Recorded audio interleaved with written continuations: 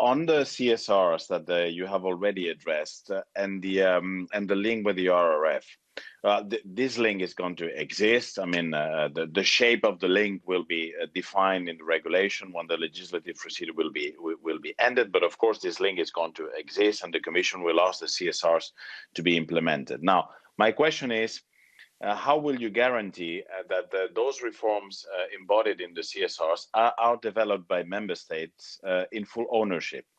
You have talked about the possibility of having an incentive with the RRF, about the need of enforcing those recommendations. But of course, when you talk in the CSRs about sustainability of the public pension system or the fight against the fragmentation of the labor market, there are, of course, different policy choices on how to get to the objective established in the CSRs. So my question would be, in the dialogue that you will be having on the national plans for the RRF and the link with the reforms, how will you guarantee that those reforms are owned and that the policy choices to get to the objectives are made by the member states? Because this is, I think, an important thing to make the whole process successful.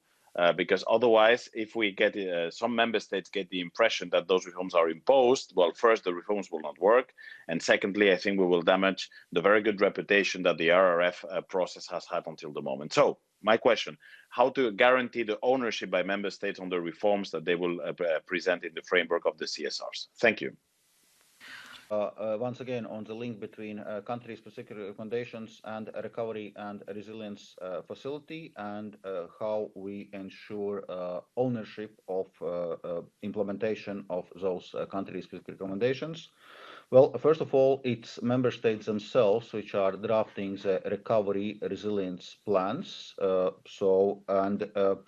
Already over the last several years, when drafting our country-specific recommendations, European Commission has become, so to say, less prescriptive in country-specific recommendations, addressing policy issues, challenges, but leaving exact means of addressing these challenges to member states. And that's the approach we used in the semester, and that's the approach we are using in preparations of recovery and resilience plans. And we are also insisting, and not all member states are really doing it, that when member states are preparing their recovery plans, there are consultations with social partners, there are consultations with stakeholders, so that it's also those plans are internally discussed.